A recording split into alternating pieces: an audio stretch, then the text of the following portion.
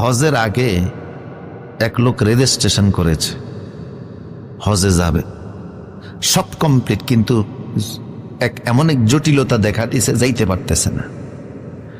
আমার পরিচিত এক আলেমের কাছে এসে কান্নাকাটি শুরু করছে যে আমার সব ঠিক, কিন্তু আমি হজে যাইতে পারতেছি না, কি করব?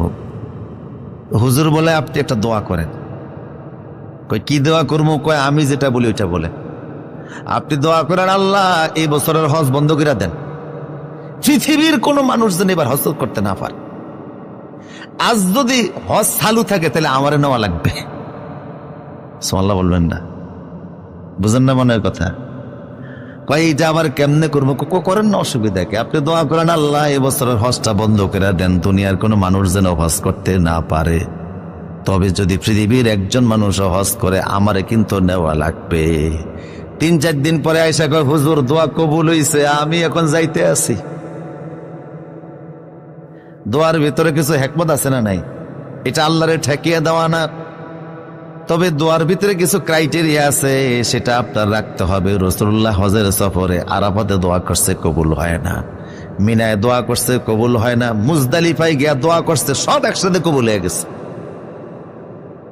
আগে যে পদ্ধতিতে দোয়া করছেন সেই পদ্ধতিটা চেঞ্জ করে দিয়েছেন। মিনার মুজদালিফার মাঠে সিজদারত অবস্থায় ঘোষণা আসলো, মিনায় মুজদালিফা আরাফা এই পর্যন্ত যত দোয়া করেছেন সব যিনি কবুল করে নিয়েছেন তিনি কে? তবে মুমিন ব্যক্তি ইয়াকিনের সাথে, ইখলাসের সাথে যত দোয়া করে সব দোয়া কবুল হয়। রাসূল বলছেন, মা মিন মুসলিমিন ইয়াদউ লাইসা বিইসমিহি ওয়ালা বিকাতিয়াতিন রাহিম ইল্লা আতাহু ইহদা সালাসিন। মানুষ যত দোয়া করে 3 পদ্ধতির কোনো না কোনো পদ্ধতিতে দোয়া কবুল হইয়াই যায়, কিন্তু সেটা হতে হবে ইখলাসের সাথে, আন্তরিকতার সাথে, দৃঢ়তার সাথে।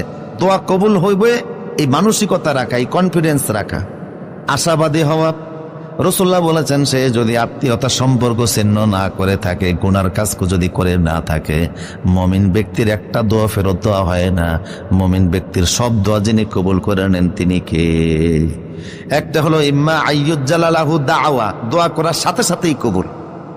আরেকটা হলো ইম্মা আইতাবদা আখিরা ফিল আখিরা, দোয়া করছে আল্লাহ দুনিয়াতে দেয় নাই, দোয়াটা আল্লাহ জমা রেখে দিয়েছেন, আখিরাতের বিনিময়ে আল্লাহ তাআলা মাফ করে দিবে।